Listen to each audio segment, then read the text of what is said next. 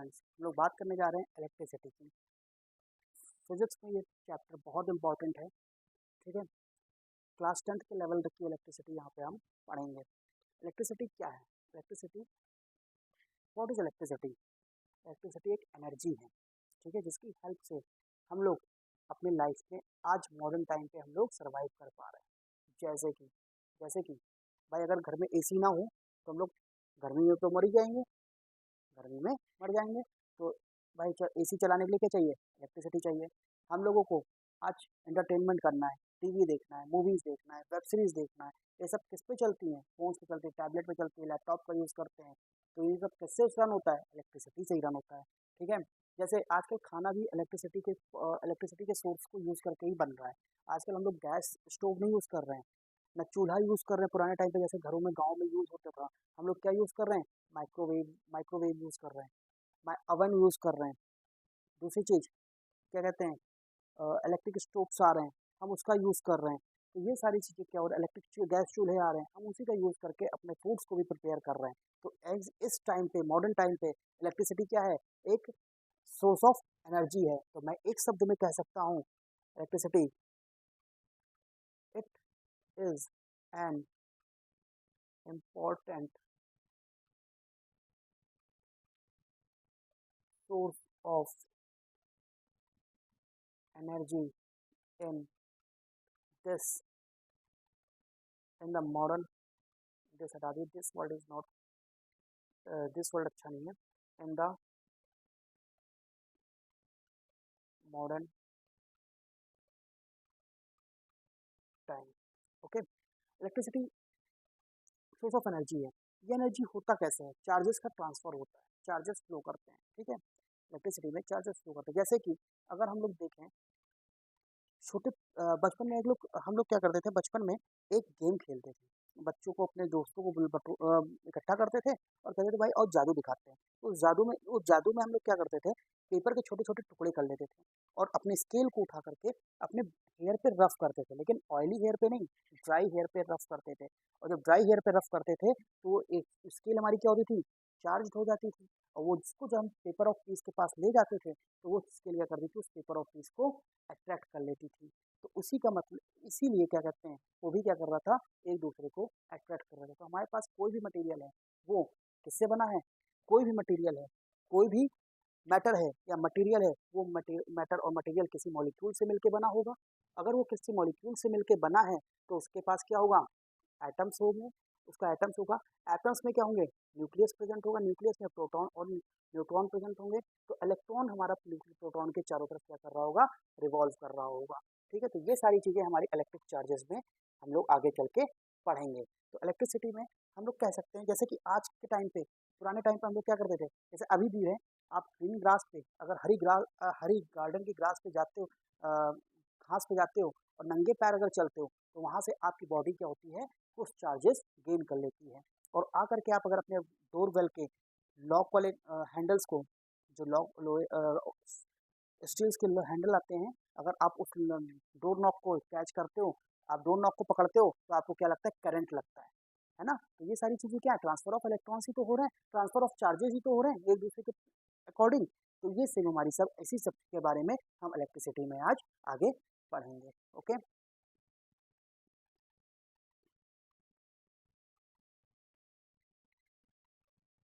जैसे कि बात करते हैं इलेक्ट्रिक चार्जेस की, तो इलेक्ट्रिक चार्जेस हमारे दो तरह के होते हैं। Two types of electric charges, two type of charges. First one, positive charge,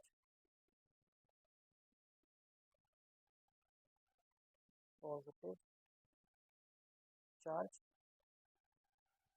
second, negative negative charge. Okay. तो अगर नहीं, मेरे पास नेगेटिव चार्ज और दूसरे के एक पॉजिटिव चार्ज होता है, यानी कि मेरा कहने का मतलब था, कोई भी मॉलिक्यूल है, ये मान लीजिए कोई भी मॉलिक्यूल है, वो मॉलिक्यूल किसी, कोई भी मैटर, कोई भी मॉलिक्यूल, उस कोई मैटर बना होगा, मॉलिक्यूल से बना होगा, वो मॉलिक्यूल का कुछ अपना एटम होगा, उस एटम के पास अपना न्यूक्लियस होगा, न्यूक्लियस में प्रोटॉन और न्यूट्रॉन प्रेजेंट होंगे, और उसी न्यूट्रॉन और प्रोटॉन के चारों तरफ क्या रिवॉल्व कर रहा होगा, इलेक्ट्रॉन रिवॉल्व कर रहा होगा। ओके, तो जब भी हमारे पास ये दोनों चार्जेस, दो पॉजिटिव अगर मैं दो पॉजिटिव चार्ज को एक दूसरे के पास रखूंगा तो ये दोनों क्या करेंगे, रिपेल करेंगे। और अगर मैं नेगेटिव चार्जेस को आपस में रखूंगा तो ये दोनों क्या करेंगे, रिपेल करेंगे। अगर इसी जगह पे मैं दो पॉजिटिव और एक नेगेटिव एक पॉजिटिव को रख दूं तो ये दोनों क्या करेंगे, ये दोनों एक दूसरे को अट्रैक्ट करेंगे। ठीक है, attract in the sense, simple सा आप मीनिंग समझ सकते हो कि अगर आपको किसी फीमेल फ्रेंड्स के पास बैठा दिया जाए तो आप एक दूसरे को अट्रैक्ट कर, आजकल बॉयफ्रेंड गर्लफ्रेंड का कॉन्सेप्ट चल रहा है भाई, आजकल सब लोग कर रहे हैं, तो वो भी वैसे ही अट्रैक्शन यहाँ पे भी होगा भाई, नेगेटिव नेगेटिव अगर दो अपोजिट चार्जेस हैं तो एक दूसरे को क्या कर रहे हैं, अट्रैक्ट कर रहे हैं। ओके, जैसे कि मैं यहाँ पे एक बात और कह सकता हूँ, नोट के फॉर्म पे लिख लीजिएगा, यहाँ पे एक नोट डाल करके, node first, similar charges, similar charge repel each other, and second, opposite charge attract each other। Okay, इतनी बात समझ में आई। अब इलेक्ट्रिक चार्ज में एसआई यूनिट की बात करते हैं। एसआई यूनिट ऑफ चार्ज क्या होगा, एसआई यूनिट ऑफ चार्ज है charge, SI unit of charge is coulomb, इसको डिनोट करते हैं सी से। ठीक है, इसकी एसआई यूनिट चार्ज की एसआई यूनिट क्या होती है, कूलम होती है। ठीक, इसको डिनोट करते हैं सी से। जैसे अगर हमने यहाँ पे इलेक्ट्रिक चार्जेस और इलेक्ट्रिक पॉजिटिव चार्जेस की बात की, तो पॉजिटिव चार्ज क्या है और नेगेटिव चार्ज क्या है, सॉरी इलेक्ट्रिक चार्ज की बात करूँ, यहाँ पे दो तरह के चार्जेस की बात की, एक पॉजिटिव और एक नेगेटिव। तो पॉजिटिव चार्ज हमारे पास क्या है, positive charge in the sense कि मेरे पास क्या है, पॉजिटिव चार्ज है मेरे पास प्रोटॉन। चार्ज मैं कह सकता हूँ, charge on one proton is equal to positive का 1.6 into 10⁻⁻19 coulomb, and charge on one electron is equal to -1.6 into 10⁻⁻19 coulomb. ये दोनों चार्जेस हमारे पास क्या करते हैं, प्रेजेंट होते हैं। ओके,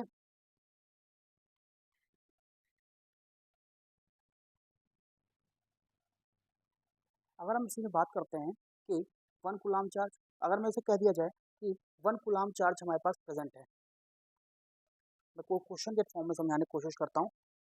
आपसे पूछा जाए 1 कूलम चार्ज में कितने इलेक्ट्रॉन्स प्रेजेंट होंगे, तो how many electron in 1 coulomb charge.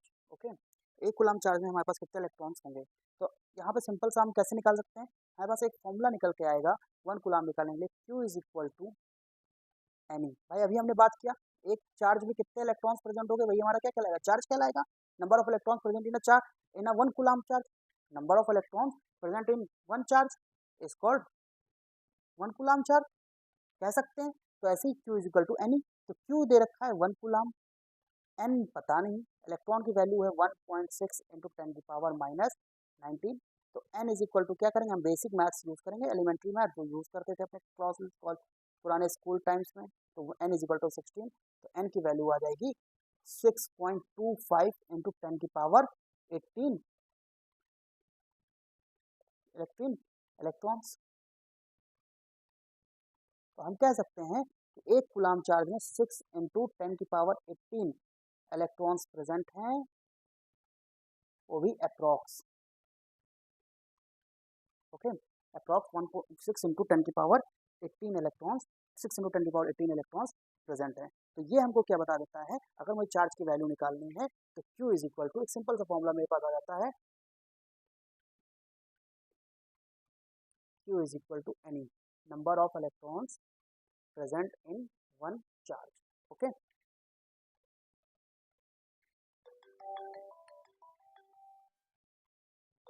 इतनी बात आप लोगों को समझ में आई। अब हम बात करते हैं, अभी जैसे मान लो अगर हम एक सिल्क का कपड़ा ले लें और एक ग्लास की रॉड ले लें, तो जब सिल्क के कपड़े से ग्लास की रॉड को जब हम रफ करेंगे तो क्या होगा, हमारे चार्जेस एक दूसरे को ट्रांसफर हो जाएंगे। ओके, जब एक दूसरे को ट्रांसफर हो जाएंगे तो अगर सेम चार्जेस होंगे तो रिपेल करेंगे, अगर डिफरेंट चार्जेस होंगे तो वो क्या करेंगे, अट्रैक्ट करेंगे। ओके, जैसे कि अभी हमने एग्जाम्पल बताया था ग्लास स्केल और पेपर और पीस का, पेपर पीस का। उसमें क्या करते थे, अगर मैं ग्लास स्केल को अपने ड्राई हेयर में रफ करता था तो और पेपर पीस के पास, पीस ऑफ पेपर के पास ले जाता था, तो क्या होता था, पेपर का पीस जो था वो ग्लास स्केल पे चिपक रहा था, अट्रैक्ट कर रहा था।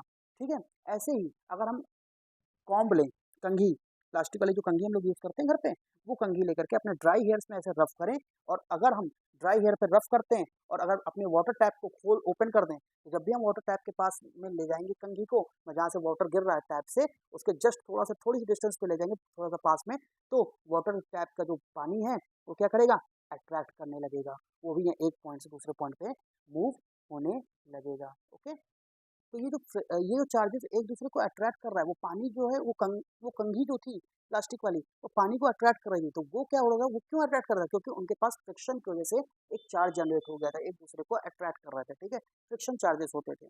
तो इस टाइप के चार्जेस को हम बोलते हैं स्टैटिक इलेक्ट्रिसिटी। इस टाइप के चार्जेस को बोलते हैं स्टैटिक इलेक्ट्रिसिटी। यानी कि स्टैटिक इलेक्ट्रिसिटी का मतलब ये है कि ऐसे चार्जेस जिसमें ऐसे चार्जेस जो फ्लो नहीं करते हैं, एक पॉइंट से दूसरे पॉइंट पे फ्लो नहीं करते हैं, ऐसे चार्जेस को हम बोलते हैं स्टैटिक इलेक्ट्रिसिटी। ओके, हम लोग बात करने जा रहे हैं इलेक्ट्रिक करंट की। जैसे कि अभी मैंने बताया कि हमारे चार्जेस जो हैं वो अगर रुके हुए हैं तो वो क्या कह रहे हैं, स्टैटिक इलेक्ट्रिसिटी।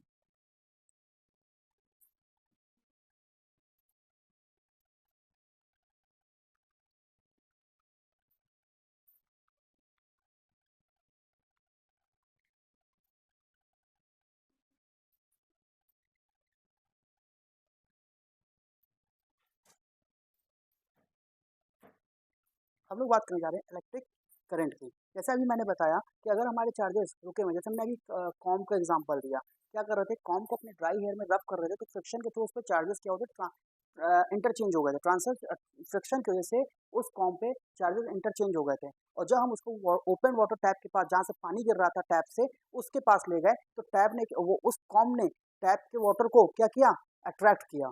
ठीक है, यानी कि दोनों के बाद डिफरेंट चार्जेस आया। तो ये किसकी वजह से होता है, ये फ्रिक्शन की वजह से हुआ था। वैसे ही अगर उस टाइप के चार्जेस जो, मानी कि चार्जेस अगर फ्लो नहीं कर रहे हैं, एक जगह पे रुके हुए हैं, चार्जेस जहाँ पे चार्जेस मोशन में नहीं है, रेस्ट पे हैं, वैसे चार्जेस को हम, वैसे चार्जेस को बोलते हैं स्टैटिक इलेक्ट्रिसिटी, या ऐसी इलेक्ट्रिसिटी को बोलते हैं स्टैटिक इलेक्ट्रिसिटी जिसमें चार्ज फ्लो नहीं करता है। यानी इलेक्ट्रिसिटी में हम बोल देंगे static electricity, static electricity means charges are at rest. Okay, और एक होता है करंट इलेक्ट्रिसिटी, करंट इलेक्ट्रिसिटी जिसमें चार्जेस आर इन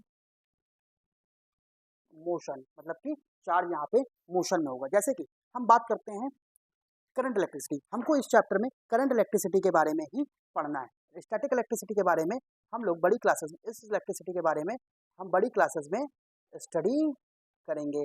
अभी हम लोग क्या करने जा रहे हैं, हम लोगों को इसके बारे में भी यहाँ पे पढ़ाई करनी है इस चैप्टर में। ओके, करंट इलेक्ट्रिसिटी के बारे में, इसके बारे में पढ़ाई करनी है। ओके, तो करंट इलेक्ट्रिसिटी में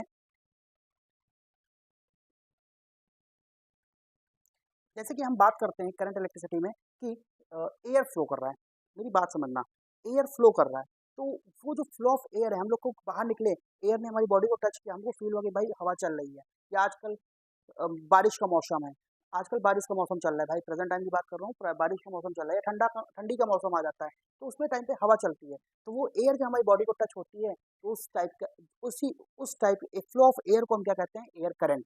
ओके। ऐसे ही इलेक्ट्रिसिटी में फ्लो ऑफ चार्जेस को क्या बोलते हैं, फ्लो ऑफ चार्जेस को बोलते हैं current.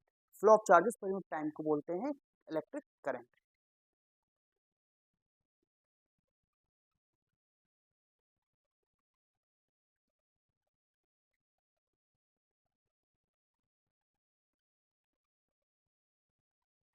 Flow of charges is called electric current. Okay. इसके बारे में हम अभी डीपली पढ़ेंगे। मान लो करंट, मैं मान लो मेरे पास क्या कहते हैं, कोई एक कंडक्टर है,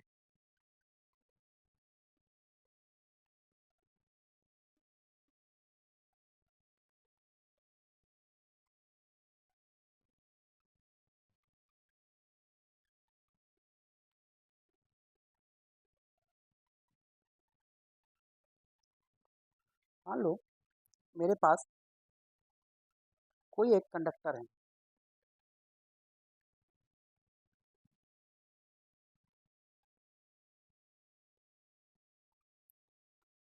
कोई एक कंडक्टर है,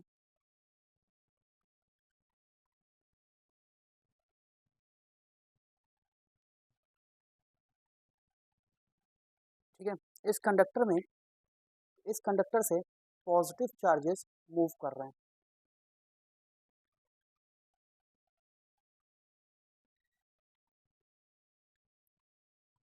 पॉजिटिव चार्जेस मूव कर रहे हैं, तो हम कह देते हैं ये हमारा करंट का डायरेक्शन है, करंट का डायरेक्शन है, या इलेक्ट्रिक करंट वाज कंसीडर्ड, या सिंपल से कह सकते हैं इलेक्ट्रिसिटी तभी कंसीडर की जाएगी इधर पॉजिटिव चार्जेस फ्लो कर रहे होंगे, ठीक है। अगर कोई कंडक्टर है मेरे पास, इसी जगह पे कोई और कंडक्टर है, कोई और कंडक्टर है, अब इस टाइप में क्या है, यहाँ पे मेरे पास कोई और कंडक्टर है, यहाँ पे नेगेटिव चार्जेस फ्लो कर रहे हैं, यहाँ पे नेगेटिव चार्जेस फ्लो कर रहे हैं। ओके। सिंपल सा मतलब है इस डायरेक्शन में नेगेटिव चार्जेस फ्लो कर रहे हैं, नेगेटिव चार्ज। तो इसके अपोजिट डायरेक्शन में, नेगेटिव चार्ज के अपोजिट डायरेक्शन में हम कह देंगे करंट फ्लो कर रहा है, करंट फ्लो कर रहा है। यानी कि कन्वेंशनली हम ये कह सकते हैं कि जिस डायरेक्शन में पॉजिटिव चार्ज फ्लो कर रहा है, उसी डायरेक्शन में करंट चार्ज फ्लो करेगा, करंट फ्लो करेगा। जिस डायरेक्शन में नेगेटिव चार्ज फ्लो कर रहा है, उसके अपोजिट डायरेक्शन में करंट फ्लो करेगा। तो सिंपल सा मतलब है कि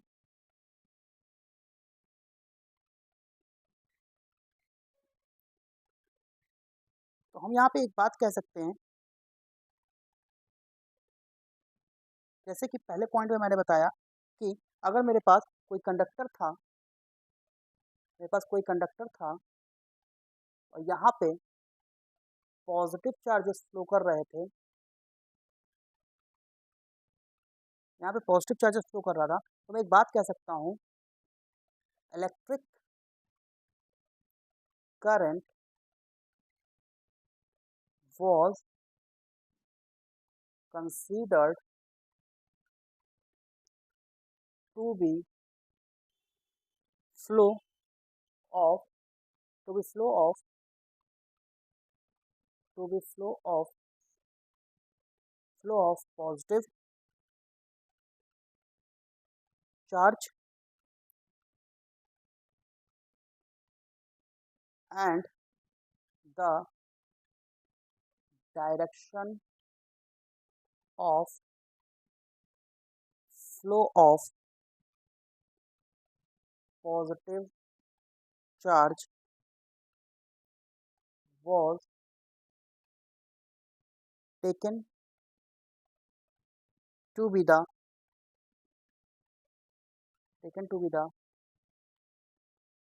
direction of electric current। मैंने जितनी बात बोली उतनी बातों को मैंने यहाँ पे एक स्टेटमेंट के फॉर्म में लिख दिया कि अगर पॉजिटिव चार्ज हमारा फ्लो कर रहा है तो हमारा जो फ्लो चार्ज, पॉजिटिव चार्ज का जो डायरेक्शन होगा फ्लो करने का, वही डायरेक्शन हमारा क्या होगा, इलेक्ट्रिक करंट का होगा। ओके, अगर इसी जगह पे मेरे पास यहाँ पे नेगेटिव चार्जेस फ्लो कर रहा होता, अगर मेरे पास यहाँ पे कोई कंडक्टर होता,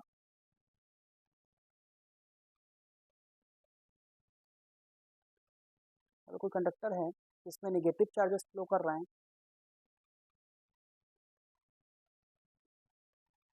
इसमें नेगेटिव चार्जेस फ्लो कर रहे हैं, तो हम यहाँ पे कह देंगे conventionally, conventionally in an electric circuit, in an electric circuit, the direction of electric current is taken as opposite to the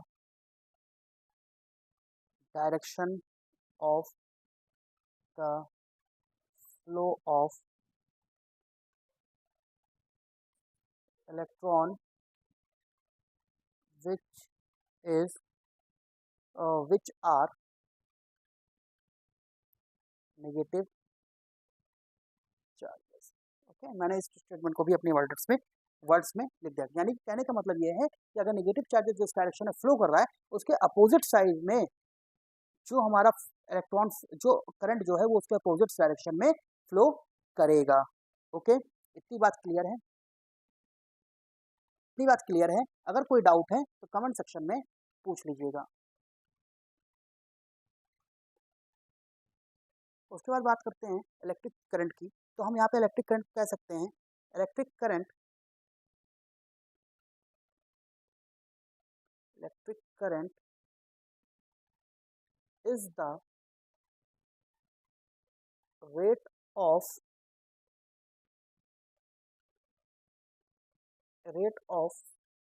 flow of electric, rate of flow of electric charges.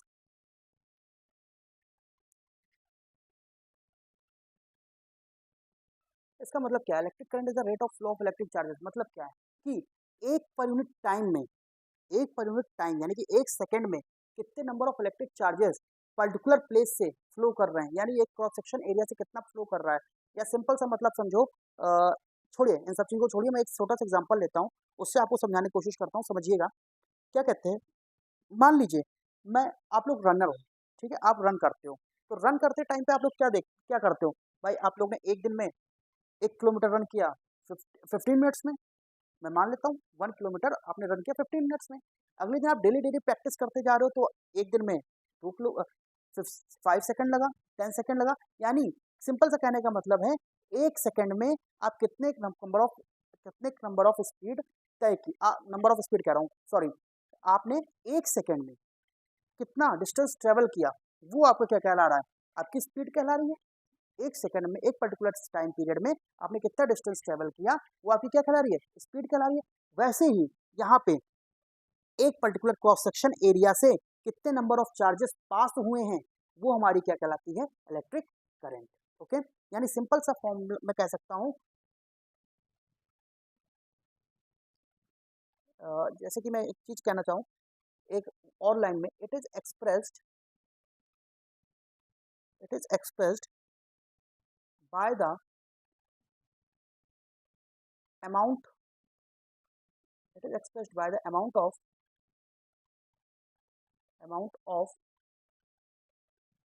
charges, amount of charge flow in through a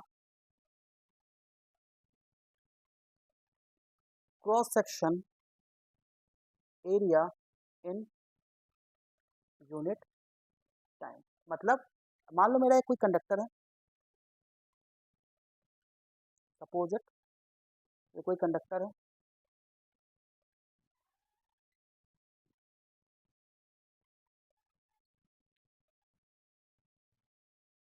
ये कोई conductor है और इसके एक छोटे से part पे cross section area है।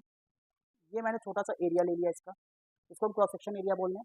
यहाँ से नंबर ऑफ चार्जेस, यानी कहने का मतलब है नंबर ऑफ चार्जेस, यानी चाहे पॉजिटिव हो चाहे नेगेटिव हो, नंबर ऑफ चार्जेस, जितने नंबर ऑफ चार्जेस इस क्रॉस सेक्शन एरिया से पास करेंगे एक पर यूनिट टाइम में, वो हमारा कहलाएगा इलेक्ट्रिक करंट। यानी एक तरह से हम कह सकते हैं current is equal to charge flown upon time taken. एक तरह से कह सकते हैं, चार्ज फ्लोन मत लिखिए, charge upon time, current is equal to charge upon time. यानी कि हम कह सकते हैं I is equal to Q by T. Okay, तो यहीं से एक डिफिनीशन बन के आ जाती है, एग्जामिनर कभी कभी पूछ लेता है। इस अब आई की बात आ गई तो इसकी एसआई यूनिट क्या होगी? तो SI unit of current is ampere. Okay, तो यहाँ पे एक डिफिनीशन और आ जाती है, व्हाट इज मतलब current 1 coulomb is equal to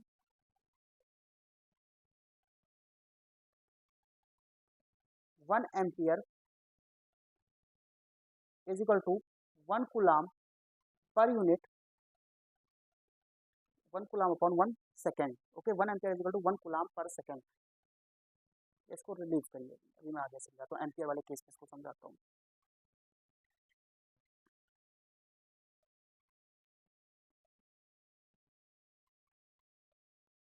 हम कह सकते हैं,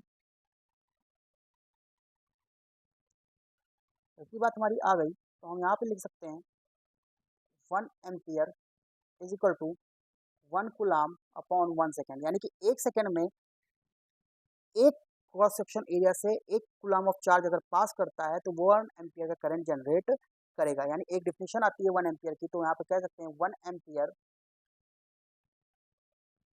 इज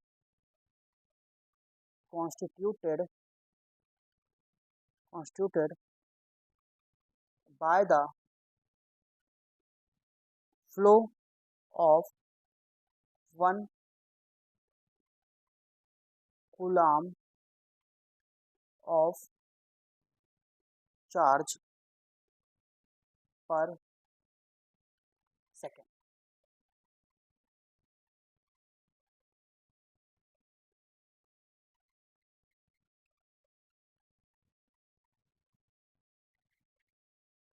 अब हमारे पास कभी कभी इसकी एसआई यूनिट तो हमको पता चल गई 1 एम्पियर होता है। ओके, तो अब हमारे पास कभी कभी एक चीज आ जाती है 1 मिली एम्पियर। इसकी मतलब है 10 की पावर -3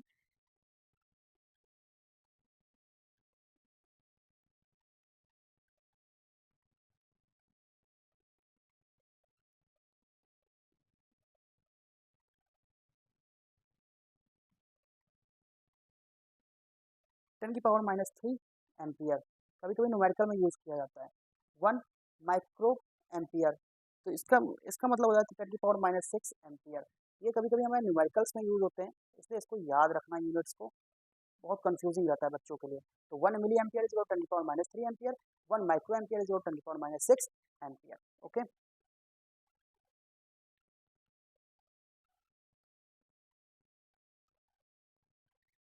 अब अगर हम लोग बात करें कंडक्टर एंड इंसुलेटर, अब भाई चार्जेस की बात होगी, इलेक्ट्रिसिटी की बात होगी, फ्लो ऑफ चार्जेस अगर होगा तो इलेक्ट्रिसिटी, फ्लो ऑफ चार्जेस होगा तो इलेक्ट्रिक करंट होगा।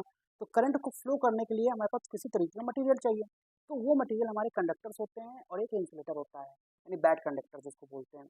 तो कंडक्टर क्या करता है, इसके पास एक फ्री इलेक्ट्रॉन्स होते हैं, कंडक्टर्स के पास फ्री इलेक्ट्रॉन्स होते हैं जो चार्ज को कैरी करते हैं, एक प्लेस से दूसरे प्लेस पे ले जाते हैं। और इंसुलेटर के पास कोई फ्री इलेक्ट्रॉन नहीं होता, जिसके कारण उसमें हमारे चार्जेस जो हैं वो फ्लो नहीं करते। तो कंडक्टर में हम सीधे कह सकते हैं कंडक्टर ऐसी ऐसा सब्सटेंस है जिसके थ्रू विच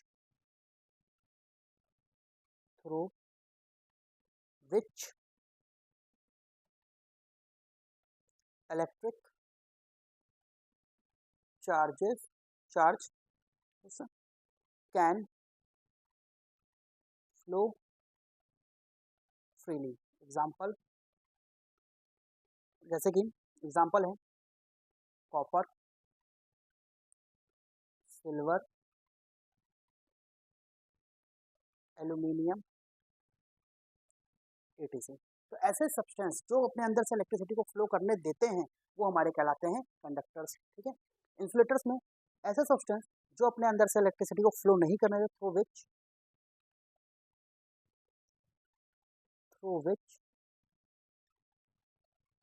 इलेक्ट्रिक चार्जेस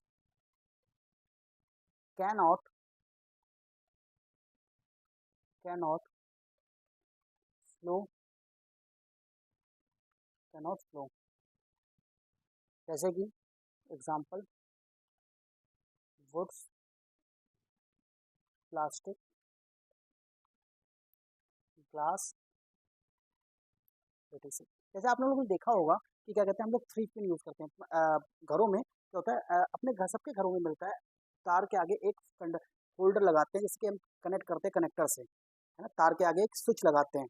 वो स्विच क्या होता है, भाई पापा कहते हैं टीवी का स्विच लगा दो, तो वो स्विच क्या है, स्विच के आगे प्लास्टिक की बॉडी क्यों दी गई है, क्योंकि प्लास्टिक हमारा क्या इंसुलेटर का काम कर रहा है, और वायर जो अंदर पड़ा हुआ है वो क्या काम कर रहा है, कंडक्टर का काम कर रहा है, जो एक दोनों के बीच में सर्किट को क्या करते हैं, इनकम्प्लीट। ये आगे जाके हम पढ़ेंगे सर्किट क्या होता है, सर्किट को इनकम्प्लीट कर देते हैं, जिसके कारण जो जो बंदा वायर को प्लग कर रहा है, प्लग इन कर रहा है, प्लग कर रहा है, वो को उसको करंट नहीं लगता है।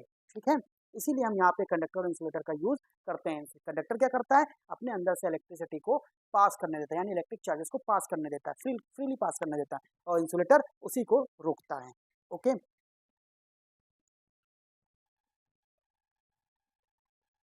उसके बाद हमारे पास एक डिवाइस आती है जिसको बोलते हैं एमीटर। एमीटर क्या करता है, एमीटर का काम होता है करंट को मेजर करना। इट मेजर्स द, क्या हम कह सकते हैं, it measure the flow of current. Okay. It measure the flow of current, या आप कह सकते हैं an instrument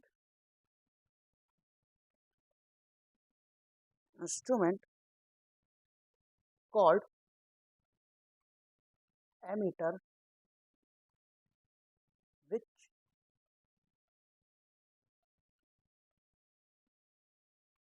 measures the electric current in a circuit. Okay.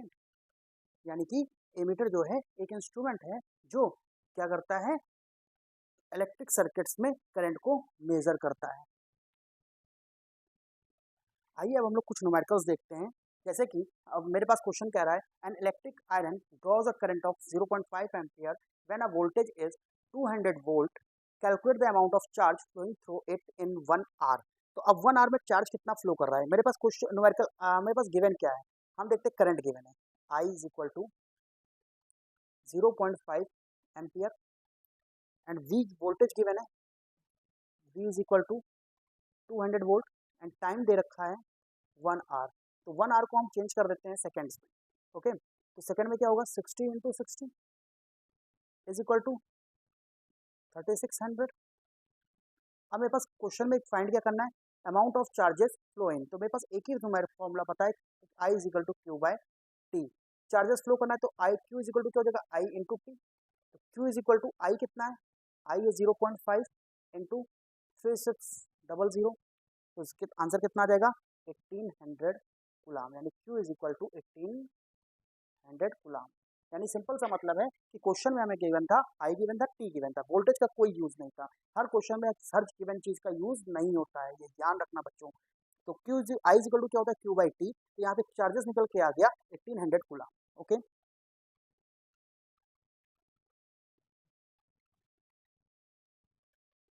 जैसे अब नेक्स्ट क्वेश्चन इसी पे करते हैं। The filament of an electric lamp draws a current of 0.4 ampere which lights for 3 hour, calculate the amount of charge that flows through the circuit. फिर से वैसी question आ गया। अब इसमें क्या करेंगे, आप लोग एक बार ट्राई करिएगा, आंसर कमेंट में बताइएगा, बस आंसर कमेंट में बताइएगा। यहाँ पे भी हमको आई गिवन है 0.4 एम्पियर, और क्या गिवन है, टाइम गिवन है 3 आवर्स। तो टाइम को हम क्या करेंगे, पहले सेकंड में चेंज कर लेंगे, 3 into 60 is equal to, time हो जाएगा 108,000 सेकेंड। तो अब I is equal to Q by T, यही फॉर्मूला पता है, Q is equal to I into T, Q is equal to 0.4 into T 108,000 second. Calculate करेंगे तो क्या आ जाएगा, 4320 कूलम ऑफ चार्ज। ओके, अब देखिए यहाँ पे क्वेश्चन थोड़ा सा ट्रिकी है, जो आपके बोर्ड ऑफ बोर्ड के पॉइंट ऑफ व्यू से भी इंपॉर्टेंट है। जैसे क्वेश्चन कह रहा है, a conductor carries a current of 0.2 ampere full stop, find the amount of charge that will passes through the cross section of the conductor in 30 second, how many electrons will flow in this time interval if the charge on one electron is 1.6 × 10⁻19 coulomb. तो हमको question में कुछ नहीं करना, हमें क्या क्या given है देख ले, नोट कर लेते हैं, पहले गिवन नोट करते हैं। तो गिवन हमें क्या क्या है, I is equal to 0.2 ampere, T is equal to 3 second. तो अब मुझे फाइंड करना है चार्जेस, है ना, फाइंड क्या करना है, हाउ मेनी इलेक्ट्रॉन्स है। तो इलेक्ट्रॉन्स फाइंड करने के लिए मेरे पास चार्ज पता होना चाहिए। तो Q is equal to I into T, अभी तक पढ़ते आ रहे हैं। तो क्यू इज इक्वल टू क्या हो जाएगा, आई कितना है 0.2 इंटू टाइम कितना है 3, तो क्यू कितना आ गया 6 गुलाम। अब मेरे पास जब गुलाम आ गया, 6 गुलाम आ गया, तो यहाँ पे हम क्या करेंगे, 6 गुलाम मेरे पास आ गया। अब हम क्या करेंगे, चार्ज से इलेक्ट्रॉन फाइंड करेंगे, Q is equal to n e, जैसे हमने अभी पढ़ा था, Q is equal to n e. Q कितना है 6 गुलाम, एन फाइंड करना है, इलेक्ट्रॉन 1.6 इंटू 10⁻19 गिवन है। तो N is equal to 6 upon 1.6 into 10⁻19, अब 19 ऊपर चला जाएगा, तो n is equal to 6 into 10⁻19 divided by 1.6।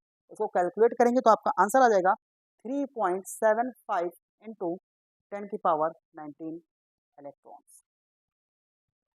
I hope आप लोग को क्वेश्चन समझ में आए होंगे, एक बार खुद से भी ट्राई करने की कोशिश करिए।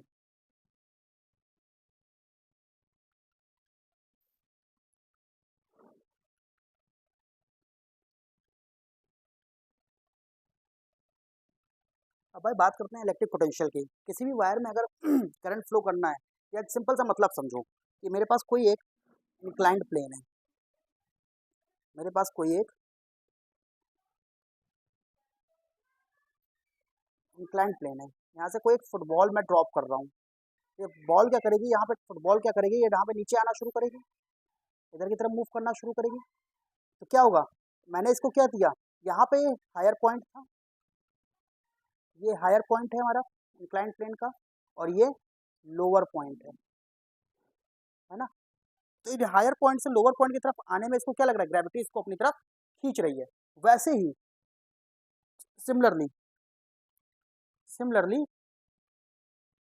क्या होता है, इलेक्ट्रिक पोटेंशियल भी वैसे ही काम करता है।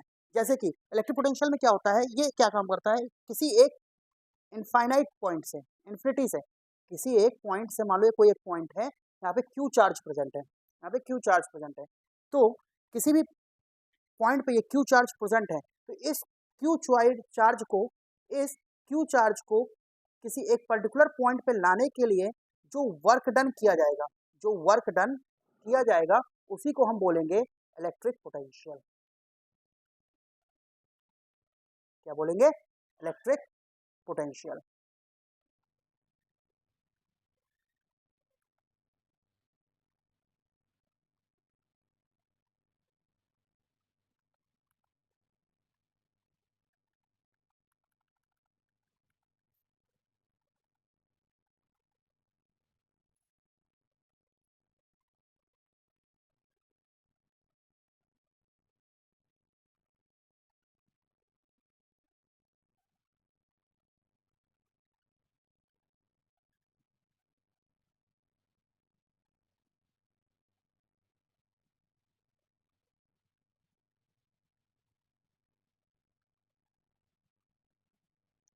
किसी एक पॉइंट पे मान लो कोई एक चार्ज Q है, इस चार्ज को, और ये एक कोई पॉइंट A है, तो इस चार्ज को A पॉइंट पर लाने के लिए जो वर्क डन किया जाएगा उसी को बोलेंगे इलेक्ट्रिक पोटेंशियल, उसी को बोलेंगे इलेक्ट्रिक पोटेंशियल। अब ये वर्क डन किससे किया जाता है? बैटरी से किया जाता है, ठीक है, यानी सर्किट्स में। तो इस चार्ज को इन्फिनिटी से या किसी एक पॉइंट से लाने के लिए जो वर्क डन किया जाएगा वो हमारा क्या कहलाएगा? Electric potential. तो इलेक्ट्रिक पोटेंशियल की यहाँ पे डेफिनेशन निकल के आती है,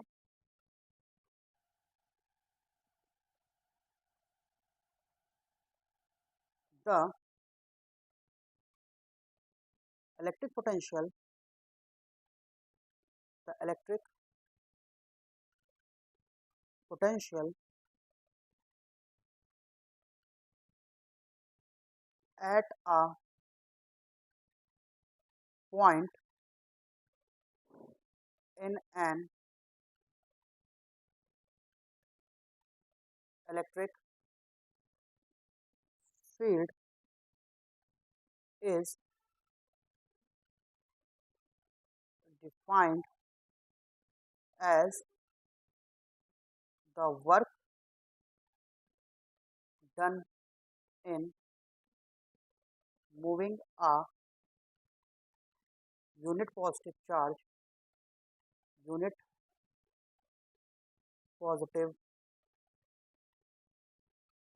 charge from infinity to that point। Okay, इसको हम कहते हैं इलेक्ट्रिक पोटेंशियल।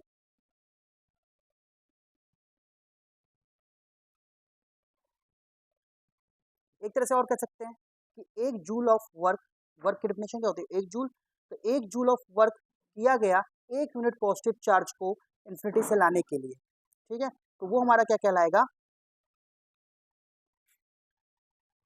वो भी हमारा इलेक्ट्रिक पोटेंशियल कहलाएगा। ओके, इसके बाद हमारे पास एक बात और निकल के आती है। इलेक्ट्रिक पोटेंशियल के बाद हमारे पास आती है पोटेंशियल डिफरेंस। तो पोटेंशियल डिफरेंस क्या है? पोटेंशियल डिफरेंस वो है दो पॉइंट्स के बीच का डिफरेंस, यानी कि सिंपल से कहने का मतलब ये है कि मेरे पास कोई एक पोटेंशियल डिफरेंस,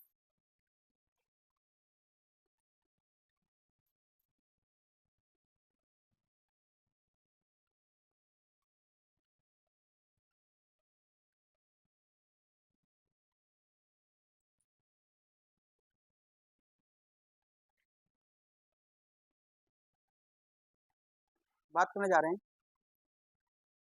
पोटेंशियल डिफरेंस। ये होता क्या है? दो पॉइंट्स के बीच का डिफरेंस, यानी कि मान लो मेरे पास कोई एक बैटरी ये है, एक टर्मिनल ये है और एक टर्मिनल ये में एक नेगेटिव है एक पॉजिटिव है। ये भी कुछ वर्क डन करेगा किसी एक चार्ज को एक पॉइंट से दूसरे पॉइंट लाने पे, ये भी कुछ वर्क डन करेगा एक पॉइंट से दूसरे पॉइंट पे, दूसरे पॉइंट तक चार्ज लाने के लिए। तो इन दोनों के बीच में जो वर्क डन का डिफरेंस होगा वही हमारा क्या कहलाएगा? Potential difference. यानी सिंपल सा हम कह सकते हैं VA minus VB is equal to work done by quantity of charge moved, quantity of charge moved. Okay, अब VA बाई VB को हम एक चीज और लिख सकते हैं, V is equal to W by Q।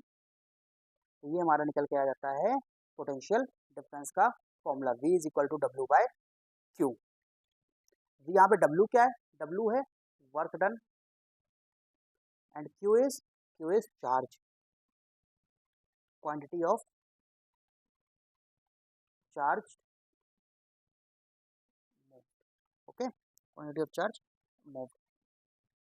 Potential difference की जो SI यूनिट होती है, SI unit of potential difference, SI unit of potential difference is volt. इसको वोल्ट में हम मेजर करते हैं।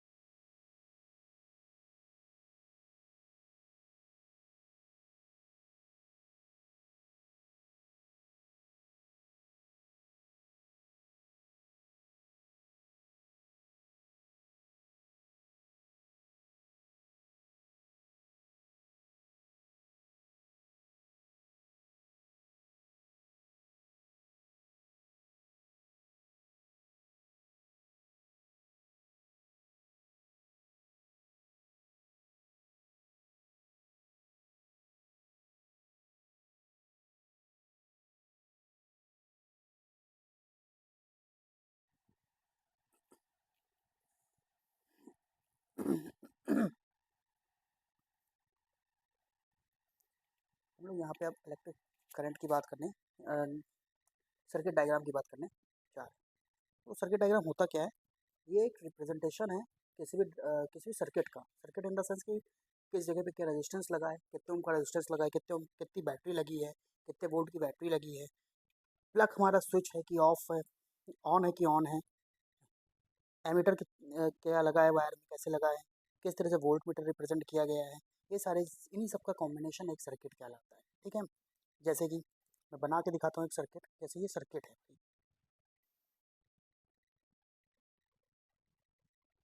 ये है ये एमीटर, ये पॉजिटिव साइन। एमीटर हमेशा पॉजिटिव से नेगेटिव का पॉजिटिव टर्मिनल से नेगेटिव टर्मिनल की तरफ कनेक्ट होता है। Okay?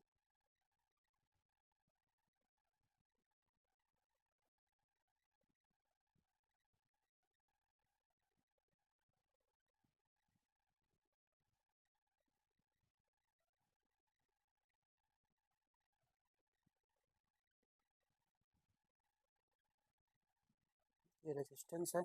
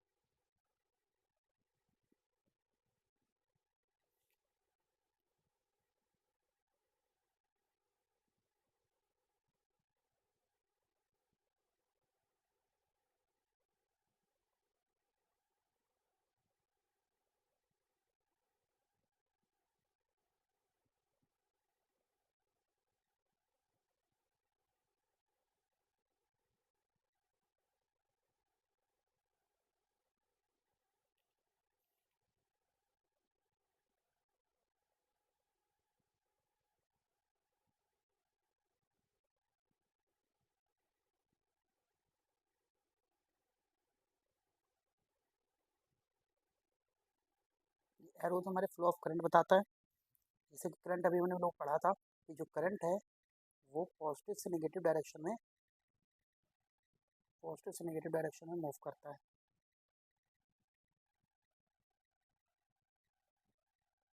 ये हमारा फ्लो ऑफ करंट है।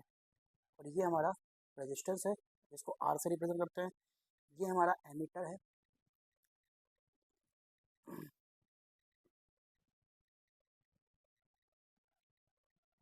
ये हमारा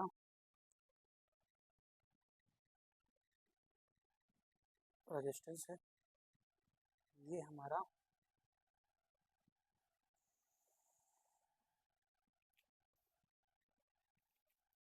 वोल्ट मीटर है। अच्छा, एक चीज़ जान लेना, वोल्ट मीटर जब भी कनेक्ट होगा किसी भी सर्किट में तो वो हमेशा पैरेलल कनेक्ट होता है। Volt meter connected in parallel. Okay. और एमीटर जो भी कनेक्ट होगा, एमीटर जो भी कनेक्ट होगा ये हमेशा सीरीज में कनेक्ट होता है। एमीटर, ये हमारा एमीटर है और कनेक्टेड इन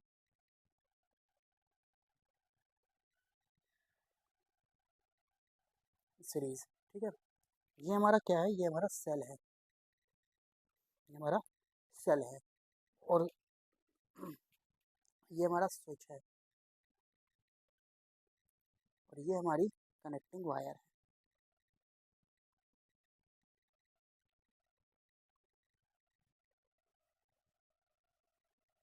इसी को पूरा बोलते हैं, इसी के रिप्रेजेंटेशन को बोलते हैं circuit diagram. Okay, Ohm's law. इतनी चीज़ें हम लोगों ने पढ़ ली। तो इसके बाद हमारे पास एक साइंटिस्ट आए, उन्होंने एक लॉ दिया जिसको हम बोलते हैं ओम्स लॉ। ओम्स लॉ कुछ नहीं था, ये रिलेशन था किसका? करंट और पोटेंशियल डिफरेंस का। करंट और पोटेंशियल डिफरेंस का क्या था? एक रिलेशन था। ओम्स लॉ के कहना ये था, ओम्स लॉ का कहना ये था, according to Ohm's law, according to Ohm's law at constant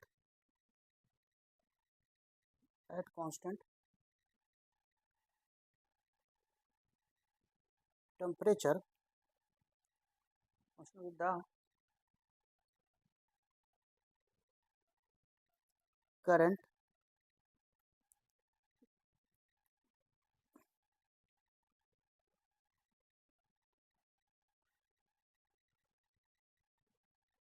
according to Ohm's law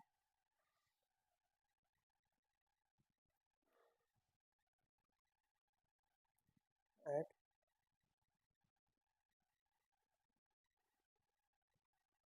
constant temperature, the current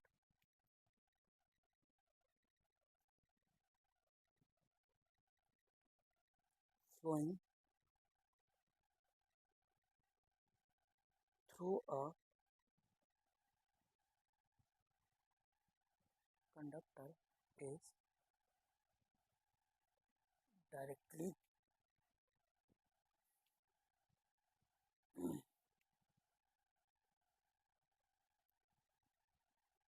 proportional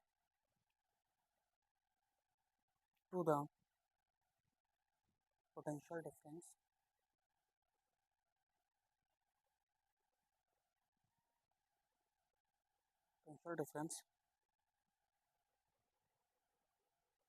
across its end।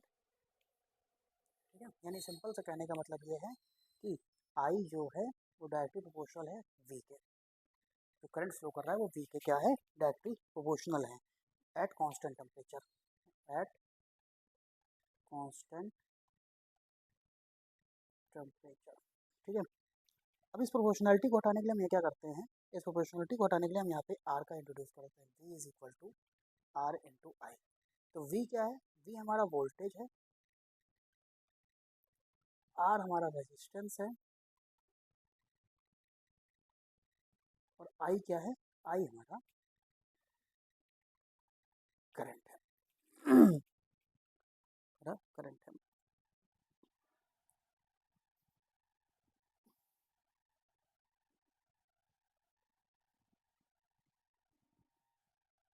Are is constant, जो कि आर कांस्टेंट है, रेजिस्टेंस जो है वो हमारा क्या है, constant, R is constant. Okay,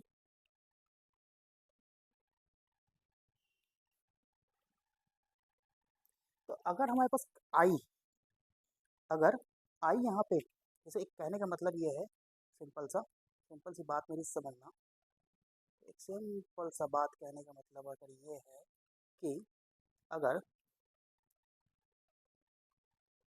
जो आई है ये डायरेक्टली प्रोपोर्शनल है पोटेंशियल डिफरेंस के, तो जैसे जैसे आई बढ़ेगा,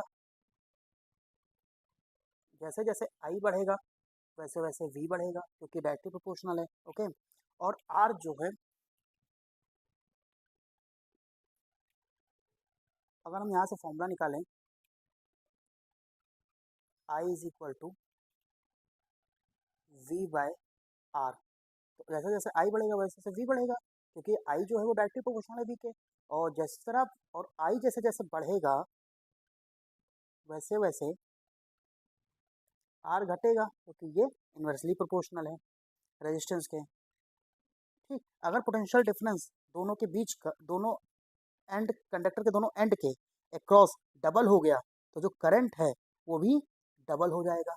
अगर करंट पोटेंशियल डिफरेंस, यहाँ लिख सकते हैं, if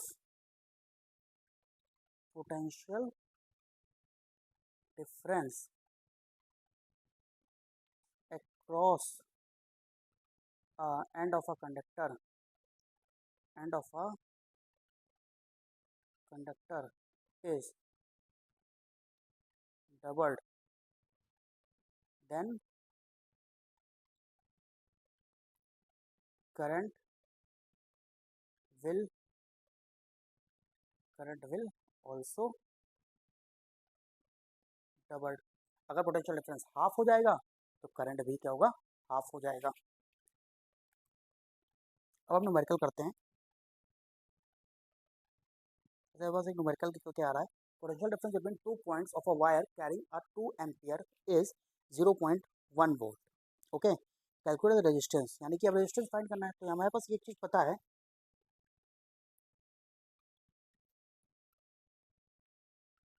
potential difference is equal to potential difference upon current is equal to क्या होता है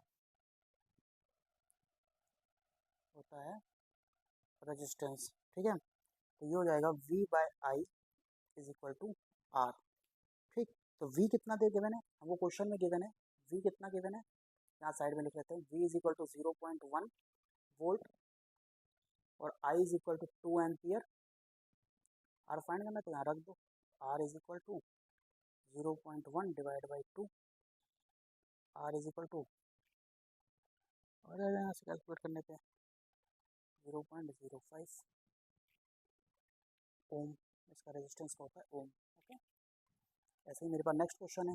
जैसे नेक्स्ट क्वेश्चन कह रहा है, a simple electric circuit has 24 volt battery and a resistance of 60 ohm, what will be the current in the circuit, the resistance of the connecting wire is negligible. जो resistance है वो क्या कर रहा है, वायर का नेग्लिजिबल है, मतलब नेग्लेक्ट कर दिया गया है।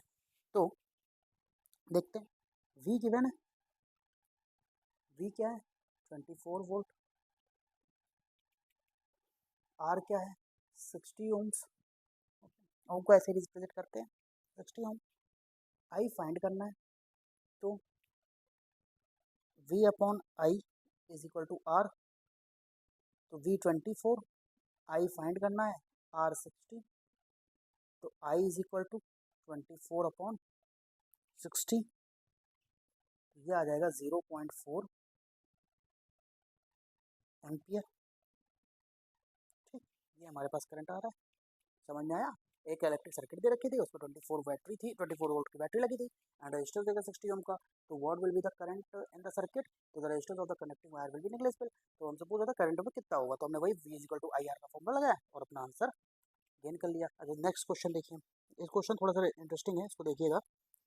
An electric iron draws a current of 3.4 ampere from the 220 volt supply lines. What current will the electric iron draw when connected to 110 volt supply line?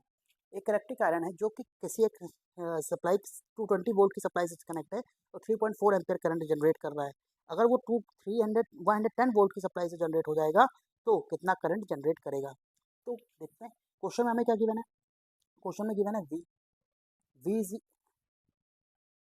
Is equal to कितना है, V is equal to 220 volt, 220 volt पर resistance कितना है ये find कर लेते हैं तो हमारा काम बन जाएगा। तो V is equal to I कितना ड्रॉ कर रहा है, 3.4 एम्पियर। ठीक है, तो R इज इक्वल टू क्या होगा, R is equal to V by I, R यहाँ से फाइंड कर लो, 220 डिवाइडेड बाय 3.4, तो R इज इक्वल टू आ जाएगा, R इज इक्वल टू आ जाएगा 64.7 ओम, 64.7 ओम।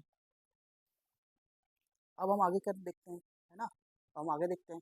तो हमारे पास क्या आ जाएगा, जब R आ गया तो V is equal to V upon I is equal to R, then I V कितना है 110 पे पूछ रहा है, आई फाइंड करना है, R हमने अभी कैलकुलेट कर 67.5 ओम, तो यहाँ से आई इज इक्वल टू निकाल लो 110 डिवाइड बाई 64.7, जब कैलकुलेट करोगे तो आई इज इक्वल टू क्या आ जाएगा 1.7 एम्पियर।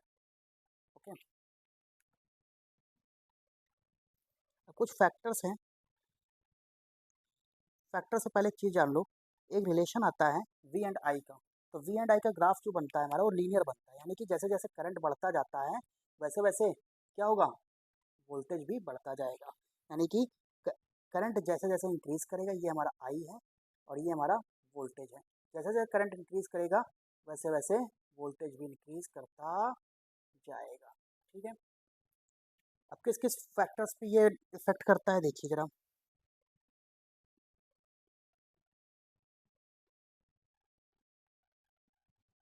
जैसे कि अगर पहला effect of length, effect of length of conductors, conductor, जैसे जैसे जैसे कि इफेक्ट ऑफ लेंथ क्या है, कंडक्टर का रेजिस्टेंस का, तो R is directly proportional to L, जैसे जैसे लेंथ बढ़ेगा वैसे वैसे रेजिस्टिविटी भी बढ़ती जाएगी। सेकेंड हमारा फैक्टर इफेक्ट करता है effect of area of cross sectional of the conductor, यानी कि जैसे जैसे एरिया बढ़ता जाएगा, यानी कि एरिया के भी क्या होता है, R is directly inversely proportional to 1/एरिया, 1/एरिया, यानी जैसे जैसे आर बढ़ेगा एल क्या होगा, घटेगा।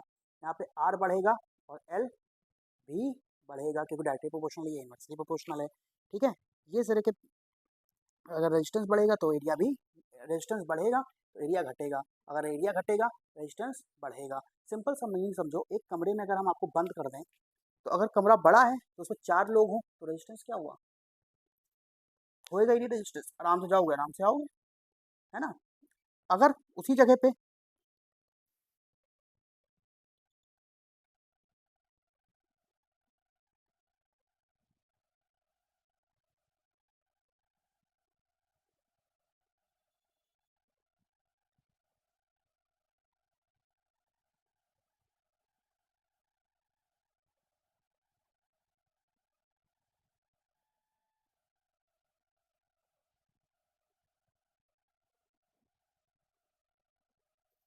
सिंपल सा रेजिस्टेंस मतलब होता क्या है, अपोजिशन, जो फ्लो को अपोज कर, मतलब करंट ऑफ फ्लो को अपोज कर रहा है सर्किट में, उसी को हम रेजिस्टेंस बोलते हैं।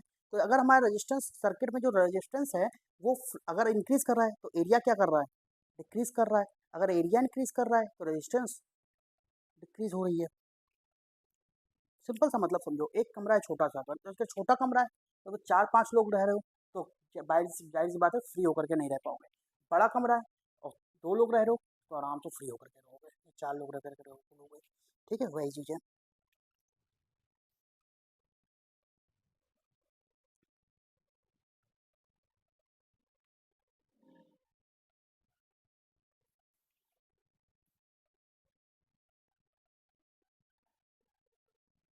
थर्ड बात करते हैं, effect of the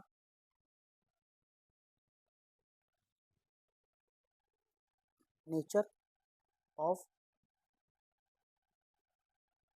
material of the conductor, of the conductor, यानी कि जो इफेक्ट है वो किस मटेरियल के नेचर पे भी डिपेंड करता है। ठीक है, depend on the nature of the material, मतलब इलेक्ट्रिक रेजिस्टेंस कंडक्टर का जो है वो डिपेंड करता है किस मटेरियल से हमारा अ, किस मटेरियल से कंडक्टर बना है। ठीक है, जैसे कॉपर का है तो रेजिस्टेंस अलग होगा, एल्यूमिनियम का है तो अलग रेजिस्टेंस होगा, इसी सब पे डिपेंड करता है। और इफेक्ट ऑफ, फिर लास्ट आता है हमारा factor, effect of, effect of temperature, effect of temperature. तो इफेक्ट टेम्परेचर का क्या इफेक्ट है, जैसे कि प्योर मेटल है तो प्योर मेटल में टेम्परेचर इंक्रीज करने पे क्या होता है, रजिस्टिविटी इंक्रीज करती है, सॉरी, प्योर मेटल में रजिस्टिविटी इंक्रीज करने पे, टेम्परेचर इंक्रीज करने पे रजिस्टिविटी डिक्रीज करती है। अब बात करते हैं रजिस्टिविटी की। ओके, अब रजिस्टिविटी क्या है, रजिस्टिविटी कुछ नहीं, एक तरह से क्या कह सकते हैं, इट इज़ अ, एक जैसे, ये क्या है, हम कह सकते हैं इसको,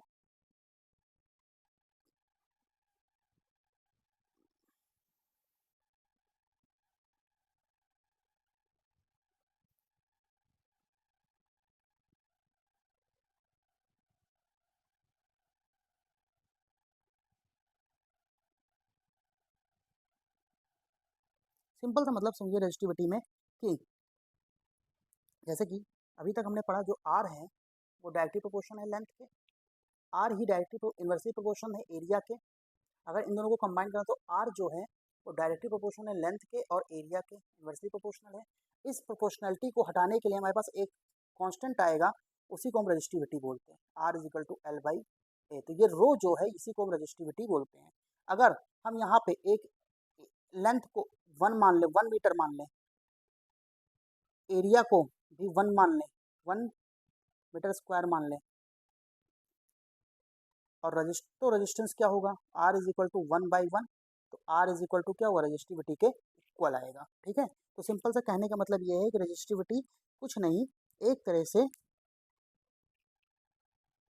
कांस्टेंट या स्पेसिफिक रेजिस्टेंस जिसको बोलते हैं वही है हमारा रजिस्टिविटी। स्पेसिफिक रेजिस्टेंस को ही हम रजिस्टिविटी बोलते हैं। यहाँ पे आर का मतलब है resistance, R is equal to resistance, rho is equal to rho, इसको पढ़ते हैं rho,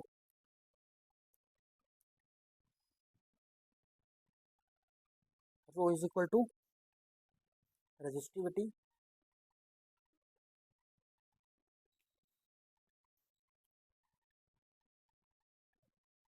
rho is equal to resistivity, A is equal to area, L is equal to length, L is equal to length. तो resistivity क्या कहलाएगा,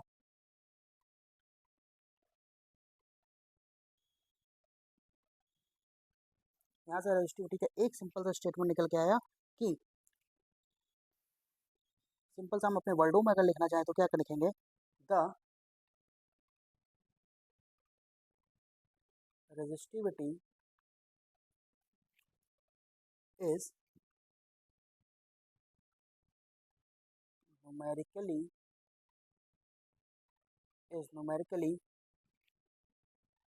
equal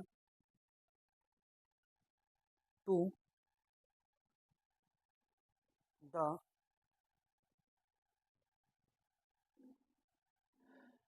the resistance of a of rod of that substance which is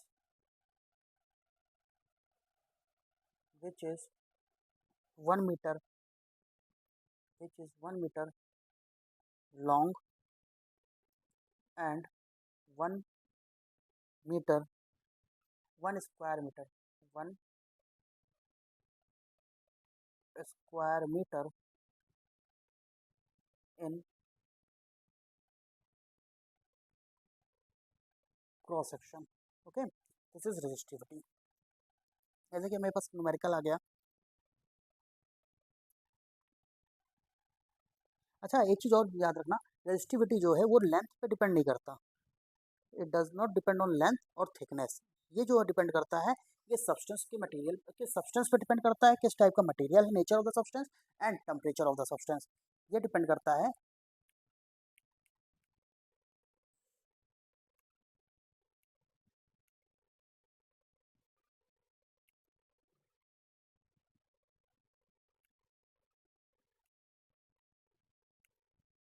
अच्छा, resistivity जो depend करता है, ये depend करता है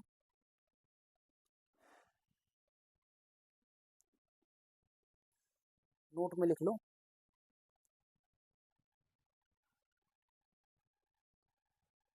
resistivity does not depend upon its length or thickness, it depend upon it depend upon nature of the substance, nature of substance and temperature. Okay, इतनी बात थी। अब देखिए न्यूमेरिकल देखिए।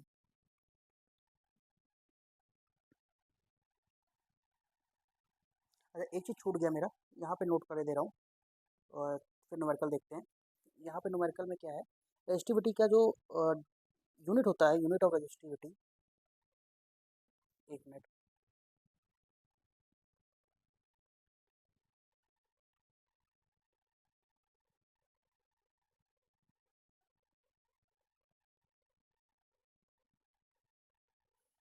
यहाँ पे एक चीज़ और नोट कर लीजिए, यूनिट ऑफ रेजिस्टिविटी।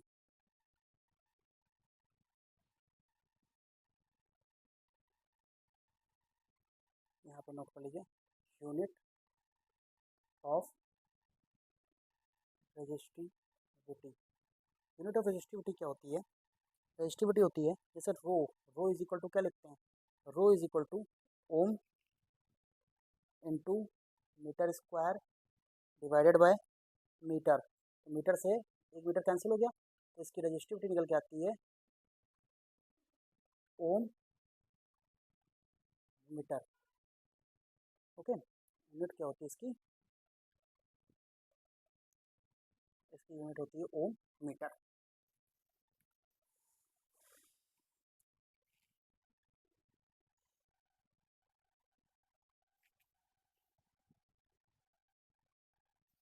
अब न्यूमेरिकल देखते हैं, न्यूमेरिकल क्या कह रहा है।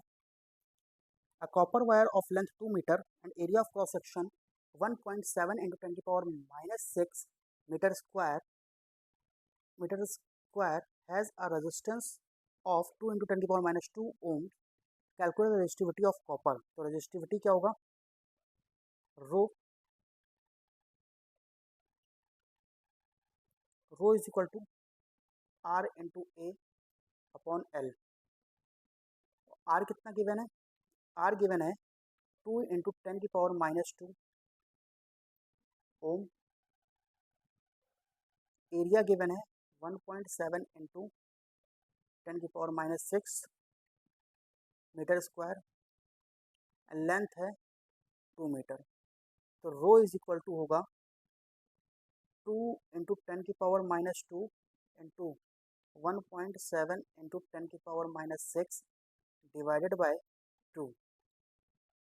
ओके, यहाँ पे कैलकुलेट करेंगे तो रो की वैल्यू आ जाएगी, रो इज इक्वल टू 1.7 इंटू 10 की पावर माइनस 8 ओम मीटर। आप लोग बेटा कर लीजिएगा एक बार कैलकुलेशन एक्चुअली। देन क्वेश्चन आता है, a 6 ohm resistance wire is doubled up by folding, calculate the double up by folding, calculate the resistance of the new resistance of the wire, new resistance of the wire. अगर एक कोई wire थी मेरे पास, उसको मैंने क्या किया, बीच से तोड़ के डबल कर लिया, तो अब बताओ और उस रेजिस्टेंस का 6 ओम, तो यहाँ पे रेजिस्टेंस, नया रेजिस्टेंस क्या होगा वायर का जब हमने उसको डबल कर लिया, तो कुछ नहीं, वही रेजिस्टिविटी का फॉर्मूला लगाइए, R is equal to rho L by A. Okay, resistance है 6 rho into L by A. Okay, तो ये हमारी पहली वायर का हो गया। सेकंड वायर हमारे पास क्या दे रखा है, सेकंड वायर हो जाएगा आर इज इक्वल टू क्या हो जाएगा, आर में हमको यहाँ पे गिवन है रो हमारा तो वही रहेगा, लेकिन लेंथ जो है वही रहेगी। लेंथ एरिया क्या होगा, शायद एरिया लेंथ जो है वो डबल हो जाएगा, यानी कि हाफ हो जाएगा उसका, जब दो बार रो मोड़ दिया ना, और एरिया हो जाएगा ट्वाइस ऑफ 2a। ओके, तो अब हम क्या करेंगे, हम इन दोनों को यहाँ से इक्वेट कर देंगे, इक्वेशन एंड इक्वेशन 2 को डिवाइड कर देंगे। ऑन डिवाइडिंग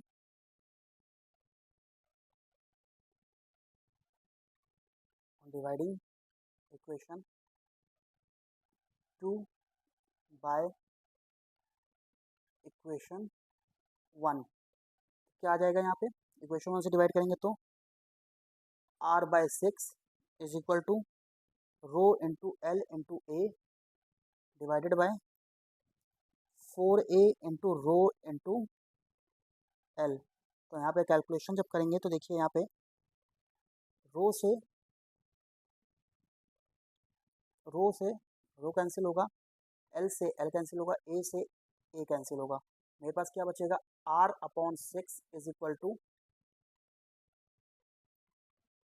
1/4, तो ये क्या हो जाएगा 4R इज इक्वल टू 6, तो R is equal to 6/4, R is equal to 1.5 Om.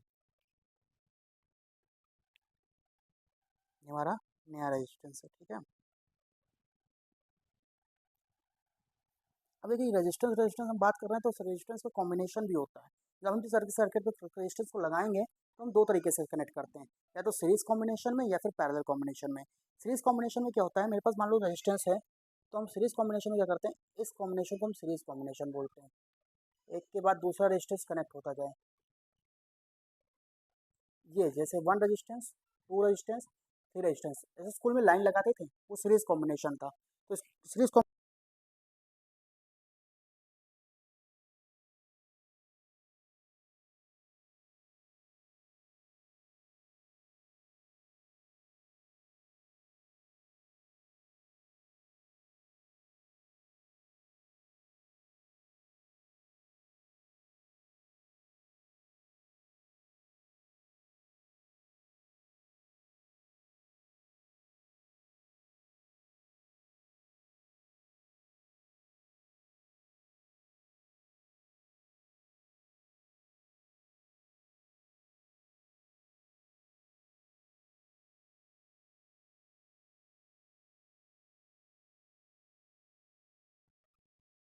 Parallel resistance का फॉर्मूला होता है 1/R is equal to 1/R1 plus 1/R2 plus 1/R2, 1/R is equal to 1/3 plus 1/6, 1/R is equal to LCM आ जाएगा 6, 2 plus 1, 1/R is equal to 3/6,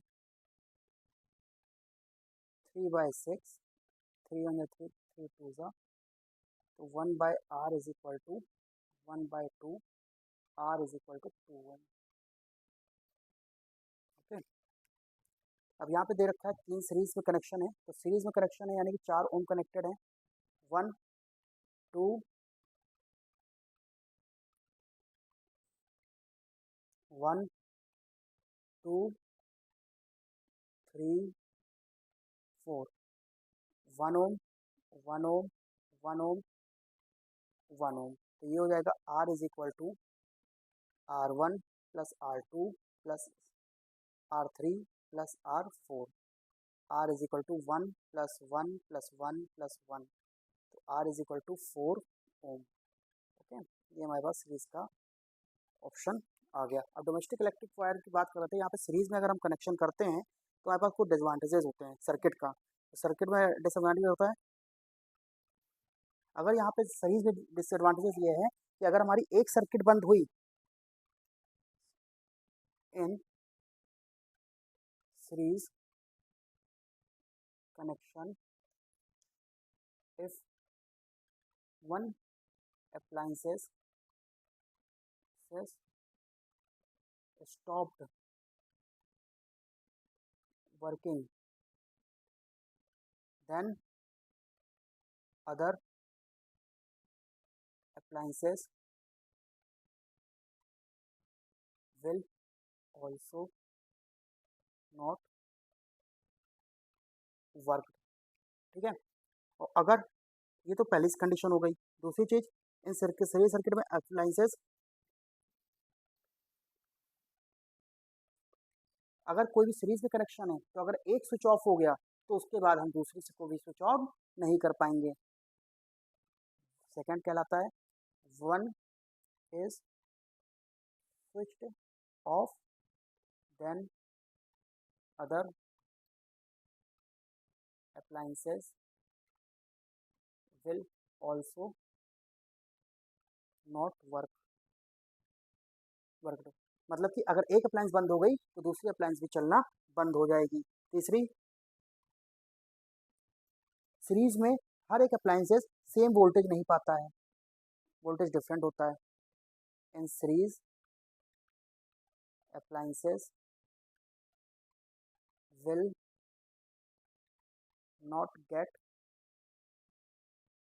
same voltage supply, same voltage supply.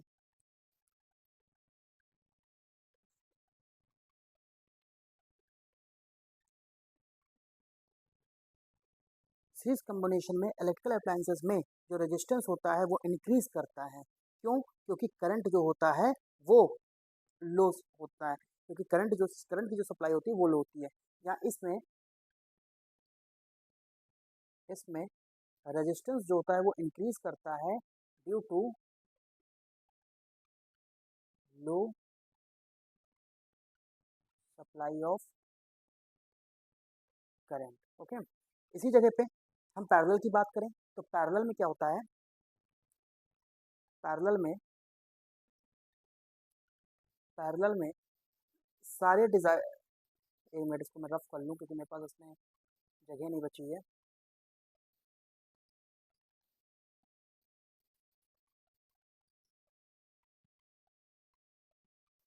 Parallel appliances हम लोग के लिए अच्छा होता है।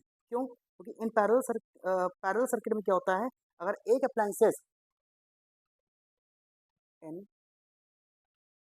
Parallel if one will not working then other appliances will work. Second चीज, in parallel connection all appliances get same voltage।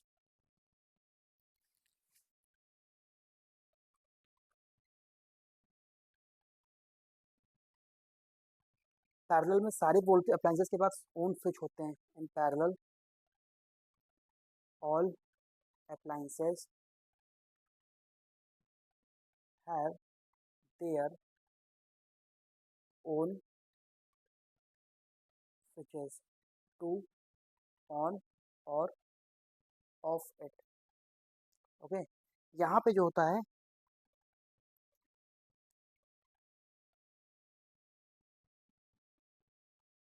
यहाँ पे जो रेजिस्टेंस है वो रिड्यूस करता है क्योंकि proper high supply of current, high supply of current is present. इसलिए हमको हमेशा अपने घरों में पैरेलल कनेक्शन कराना चाहिए। अब बात करते हैं इलेक्ट्रिक पावर की। तो इलेक्ट्रिक पावर क्या होता है? What is electric power? तो इलेक्ट्रिक पावर को डिफाइन कर सकते हैं, electric power is the electric work done per unit time. पर यूनिट टाइम में जितना वर्क किया जाएगा इलेक्ट्रिक के द्वारा, इलेक्ट्रिक पावर को डिफाइन करते हैं,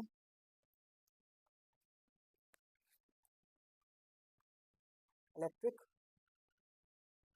power is the electric power is the electrical electric electrical work done per unit time. मतलब कि power is equal to work done per unit time. तो ये कहलाता है हमारा इलेक्ट्रिक पावर। ठीक है, मतलब किसी भी काम कर लो, पर यूनिट टाइम में आप कितना काम कर रहे हो वो हमारा क्या कहलाता है? पावर कहलाता है। ओके, जैसे कि हम कहते हैं, अच्छा मैं यहाँ पे एक चीज़ और लिख सकता हूँ। यहाँ पे फॉर्मूला क्या बन रहा है? P is equal to W upon T, है ना? हमको ये पता है, हमने भी ये देखा था, V इज इक्वल टू क्या होता था? W upon Q. और क्यू को क्या लिख सकते थे? V is equal to W upon I into T. तो यहाँ पे W इज इक्वल टू क्या हो जाएगा?